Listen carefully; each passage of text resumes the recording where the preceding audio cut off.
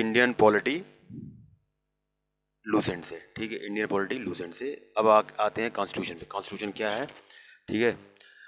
अब constitution is the fundamental law of a country which ordains the fundamental principle on which the government or the governance of a country is based. It lays down the frameworks and the principal function of the various organs of the government as well as the modalities of the interaction between the government and its citizens. With the exceptions of UK, almost all the democratic countries possess a written constitution. India also possesses an elaborate written constitution which was enacted by the Constituent Assembly, especially set up for the purpose. ठीक है, our constitution, our constitution, our constitution, the present constitution of India, framed and given to themselves by the people of India, was adopted by the Constituent Assembly on 26th of November 1949. It came into full operation with effect from 26 January 1950. The Constitution has originally adopted had 22 parts, 395 articles and 8 schedule. ठीक है, its present text is amended from time to time. अब आते हैं evaluation of Indian Constitution. Although the system of the ancient India do have their reflections in the Constitution of India, the direct source of the Constitution lie in the administrative and the legislative development of the British period. A concise and a chronological description of the acts, documents and events that culminated in the framing of the world's largest written constitution is given here. ठीक है, पहला administrative and the legislative reform before 1857, the regulating act of 1773. ठीक है, the act was based on the report of a committee headed by the British Prime Minister Lord North. Lord North के नेतृत्व में ये committee बनाई गई. The governance of the East India company was put under the British parliamentary control. तीसरा है, the governor of Bengal was nominated as the governor general for all the 3 presidencies of the Calcutta, Bombay, Madras. Warren Hasting was the first such governor general. चौथा, supreme court was establish in Calcutta, now Kolkata. पांचवा, the governor general was empowered to make rules and regulations and ordinances with the consent of the Supreme Court. Pitt's India Act 1784. It was enacted. पहला point है, it was enacted to improve upon the provision of Regulating Act 1773 to bring about the better discipline in the company system and administration. दूसरा आपके है, 6-member board का controller was set up, which was headed by a minister of the British government. All the political responsibilities were given to this board. तीसरा आपका, trade and commerce related issues were under the preview of the court and directors of the company. ठीक है. चौथा है, provinces had to follow the instruction of the central government and the governor general was empowered to dismiss the failing provincial government. ठीक है. Charter act 1793. The main provision of the previous act were consolidated in this act. दूसरा है आपके, provided for the payment of salaries of the member of the board of the control from the Indian revenue. तीसरा आपके, court were given power to interrupt rules and regulation. फिर है charter act of 1813. पहला point, इसमें 5 point है, 4 point है. पहला point है 1813 का, trade monopoly of the East India company came to an end. अगर पूछा जाए कब आया, 1813 में. Power of the 3 councils of Madras, Bombay, Calcutta were in large, they were also subjected to greater control of the British Parliament. ठीक है. चौथा आपके, Christian missionaries were allowed to spread their religion in India. चौथा आपके, local autonomous bodies were empowered to levy taxes. ठीक है, 1813 हो गया. अब आते हैं charter act 1833. The governor general and his council were given vast power. This council could be legislate for whole of India subject to approval of the board of controller. दूसरा है, the council got full power regarding revenue and a single budget for the country was prepared by the governor general. ठीक है, एक single budget की प्रक्रिया बनाने में जुड़ गए लोग. तीसरा आपके, East India company was reduce to an administrative and the political entity and several lords ministers were nominated and ex official members of the board of councillor. चौथा आपके for the first time the governor general government was also known as the government of India and his council as a Indian council.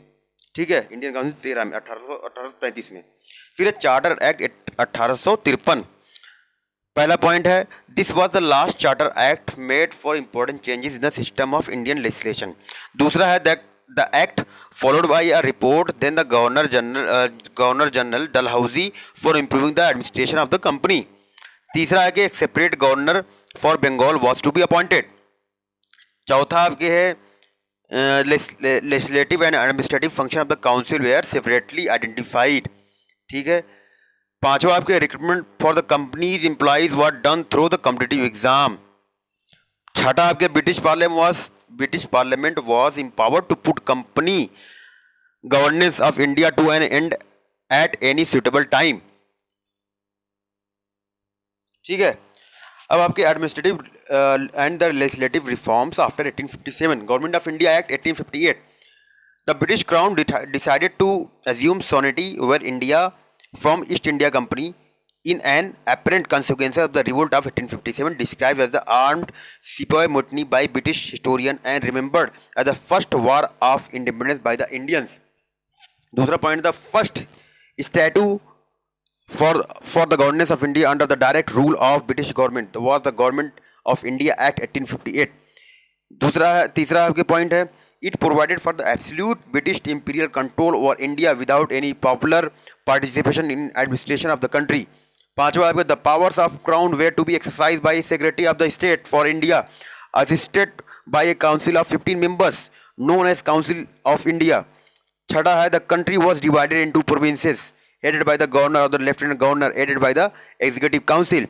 छठा आपके है the provincial government had to function under the superintendence direction and control of governor general in all the matters। सातवां है all the authority of the governance of India was vested in the governor general council। ठीक है, who was responsible to the secretary of the state। आठवां है the secretary of the state was ultimately responsible to the British parliament। Indian council act 1861। इसमें 4 point. पहला point देखते हैं this is an important landmark in the constitutional history of India। By this act, the power of the crown were to be exercised by the Secretary of the State of India, assisted by the Council of 15 members। 15 member रहते हैं Council of India जिसको हम बोलते हैं।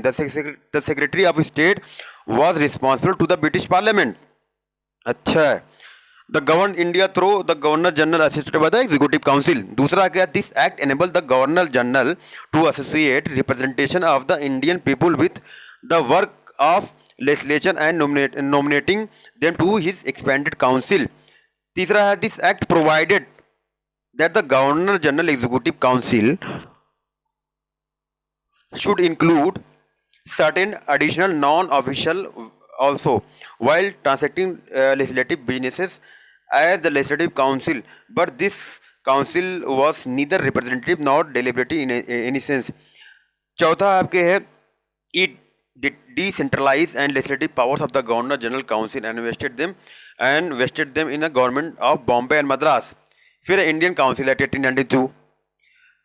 पहला दूसरा point, 2 ही point है इसमें, देख लेते हैं। Indian council act 1892, Indian council act 1892, Indian council act 1892।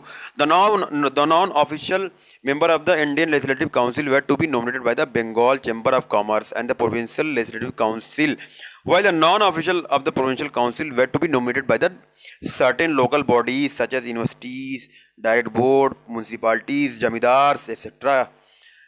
दूसरा है the councils were to be have power of discussion the budget and addressing the question to the executive। फिर आपके मार्ले मिंटो रिफॉर्म मान ली गई। Reform recommended by the then secretary of state of India Lord Morley and viceroy Lord Minto were implemented by the Indian Council Act 1909।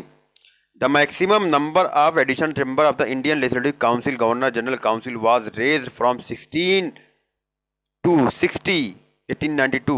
ठीक है।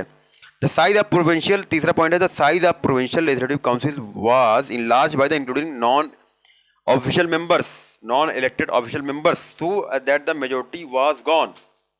ठीक है। तीसरा point है an element of election also introduced in the legislative council as a center also. But here the official majority there was a maintained. The Legislative Council were empowered to move resolution on the budget and on any matter of the public interest except certain specified subjects such as armed forces, foreign affairs, and Indian state.